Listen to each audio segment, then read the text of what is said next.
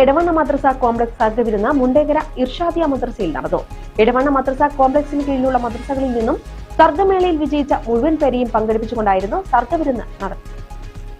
Edavanna circle inspector ബാബുയി സർഗവിരുന്ന് ഉദ്ഘാടനം നിർവഹിച്ചു സംസാരിച്ചു.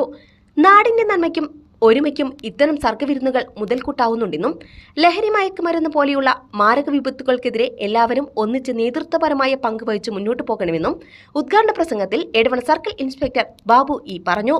ചടങ്ങിൽ എടവണ്ണ മദ്രസ കോംപ്ലക്സ് സംഘടിപ്പിച്ച ഫുട്ബോൾ ടൂർണമെന്റിൽ ജേതാക്കളായ ഇർഷാദിയ മദ്രസ മുണ്ടേങ്കരയ്ക്ക് സർക്കിൾ ഇൻസ്പെക്ടർ ട്രോഫി സമ്മാനിച്ചു. തുടർന്ന് അധ്യാപകർക്കുള്ള പുരസ്കാരവും നൽകി. എടവണ്ണ മദ്രസ കോംപ്ലക്സ് പ്രസിഡന്റ് സുലൈമാൻ മാസ്റ്റർ അധ്യക്ഷത വഹിച്ചു. മുണ്ടേങ്കര മഹൽ ഇമാം മുജീബ് റഹ്മാൻ ജമാലി വിഷയാവതരണം നടത്തി.